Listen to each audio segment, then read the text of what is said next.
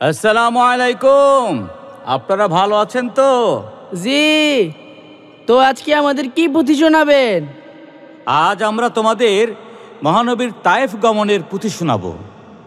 আয় আহায় আহায় আহে শোনেন শোনেন জগৎবাসী শোনেন দিয়া মন, প্রিয় নবীর তায়েফ গমন করিব বর্ণন। জুলুম নিপীড়নে নবী যখন দিশে হারা, এরই মাঝে হলেন তিনি অভিভাবক হারা। মক্কাবাসীর অত্যাচারে চাচা ছিলেন ঢাল, তার বিদায়ে পরিস্থিতি ভয়ানক তাল। মা খাদিজা চলে গেলেন এর কিছুদিন পরে, সান্ত্বনা দেয় এমন মানুষ রইল না আর ঘরে। বিষণ্ণ মন নবী ভাবেন মক্কা থেকে দূরে, দিনের দাওয়াত দেয়ার জন্য আসি কোথাও ঘুরে। যায়েদ ইবনে হারিস সাথে নবী চলেন হেঁটে, দ্বিপ্রহরে সূর্য যেন উত্তাপে যায় ফেটে।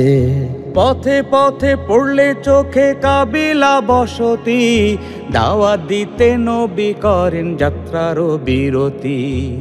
আয় আয় আয় আয় মক্কা থেকে তায়েফ ছিল ৭০ মাইল দূর, বনু সাকিফ গোত্র ছিল সেইখানে মশহুর।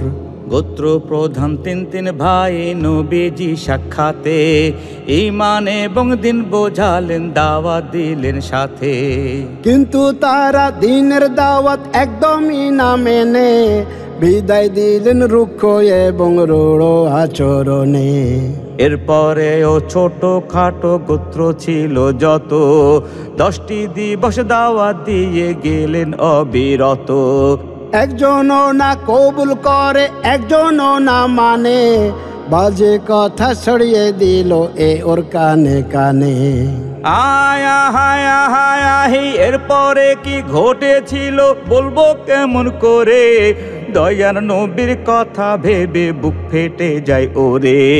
ভাঙ্গা মনে যাত্রা করেন যায়েদ এবং নবী, দিনের শেষে অস্তমিত হচ্ছিল লাল রবি। তায়েফবাসী চিনল না তো মন্দ ভালো কিছু, আমজনতা লিয়ে দিল নবীর পিছু পিছু। পাগল পাগল বলে মানুষ আসলো দলে দলে, কিশোর যুবক পাথর হাতে হিংস্র কোলাহলে। মারলো ছুড়ে পাথর নবীর মাথা লক্ষ্য করে, দয়া মায়া আছে এমন একজনও নাই ওরে। আয় আয় আয় আয় নবীর গায়ে পাথর এসে পড়লো শত শত, কেটে ছিঁড়ে সারা শরীর হলো যে বিক্ষত। শরীর বেয়ে রক্ত নেমে পাদুকা যায় মেখে, ক্লান্ত নবী বসে গেলেন আঙ্গুর বাগান দেখে। নবীর কষ্টে প্লাবন নামে সাথীর নয়ন ছেপে, প্রিয় নবীর ব্যথায় খোদার আরশ ওঠে কেঁপে। এমন সময় জিবরাইলের ঘটল আগমন, সঙ্গে নিয়ে মহান প্রভুর আযাবের দর্পণ। সাথে নিয়ে ফেরেশতাদের আরো একটি দল, রবের হুকুম এরা হলো মালাকুল জিবাল। ফেরেশতা কান বলুন নবী দ্বন্দ্ব দ্বিধা কিসে, দুই পাশে দুই পাহাড় দিয়ে তায়েফকে দেই পিষে। দয়ার নবী মনের কষ্ট মনে চেপে রাখে, তায়েফবাসী ধ্বংস হলে দাওয়াত দেবে কাকে। হেদায়েতের জন্য নবী আহত হাত তুলে, আল্লাহ তাআলার কাছে দোয়া করেন হৃদয় খুলে।